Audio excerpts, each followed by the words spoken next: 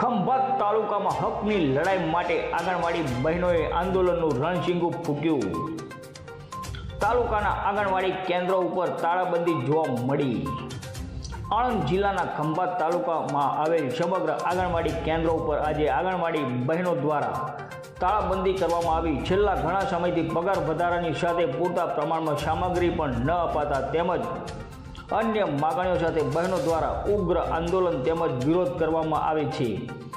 છતાં આ દિન સુધી કોઈ માગણી કે પગાર વધારો ન થતાં આજે ફરી એકવાર ખંભાત તાલુકાની સમગ્ર આંગણવાડી કેન્દ્રો ઉપર હકની લડાઈ માટે લઘુત્તમ વેતન વધારાની માંગ સાથે ઓનલાઈન કામગીરીનું પણ ભારણ ખૂબ જ હોય છે. જ્યારે નવા મોબાઈલો પણ આંગણવાડી બહેનોને આપવા સરકાર અને અનુરોધ કર્યો હોવા છતાં પણ તે માગણી આજ દિન સુધી પૂર્ણ ન થતાં જેના લીધે અન્ય કામગીરી પણ સમય મર્યાદામાં પૂર્ણ થતી ન હોવાથી અનેક સમસ્યાઓ સર્જાય છે. જેવા પડતર પ્રશ્નો માગણીઓ પૂરી થાય તે માટે ખંભાતના આંગણવાડી ICDC સેન્ટર ખાતે બહેનો દ્વારા ઉગ્ર વિરોધ કરવામાં આવ્યો.